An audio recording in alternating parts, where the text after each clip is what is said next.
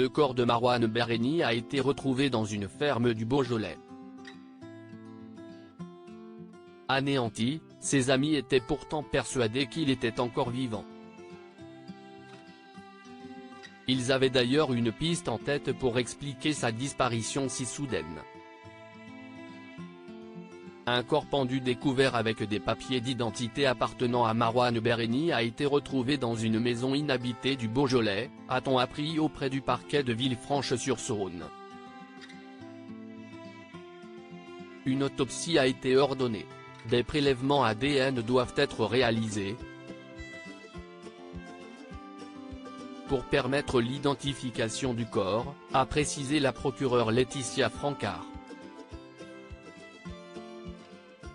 Selon Le Parisien, les proches de l'acteur qui incarnait Abdel-Fedallah dans la série Plus belle la vie avaient pourtant de l'espoir de le retrouver vivant. Il allait bien, il revenait de vacances, s'était remis au sport, footing tous les matins, tennis tous les 2 jours, a ainsi témoigné un de ses proches. Plusieurs de ses amis s'accrochaient encore à l'espoir que Marouane Berreni se terrait quelque part. La possibilité d'un départ en Suisse, à moins de 2 heures de voiture, où vit une ex-petite amie avait été explorée, en vain. Révèle également Le Parisien. C'était sans doute trop beau pour être vrai. On n'avait tellement rien, on était démunis. Tout ça nous a donné de faux espoirs, conclut un proche du comédien qui avait été sans doute ébranlé par un accident dans lequel il serait impliqué survenu en août 2023.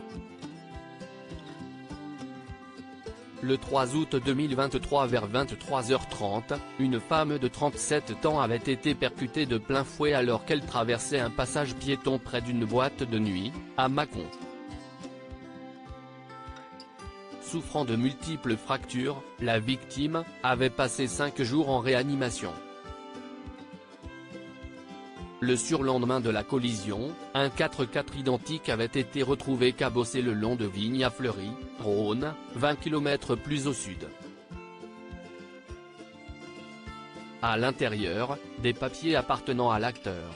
Mais ce dernier, installé depuis 2019 dans le village de Fuissé, était introuvable, rappellent nos confrères. 2 enquêtes, l'une pour disparition inquiétante, la seconde, contre X, pour blessure involontaire et délit de fuite, avaient été ouvertes. Quel gâchis! Il a dû penser qu'il avait tué cette femme. Il n'aura jamais su qu'elle avait survécu. Regrette un voisin du comédien qui le connaissait depuis son enfance. Il était tellement nature. Il s'intéressait aux gens, il ne faisait pas semblant, a-t-il rappelé avec tristesse.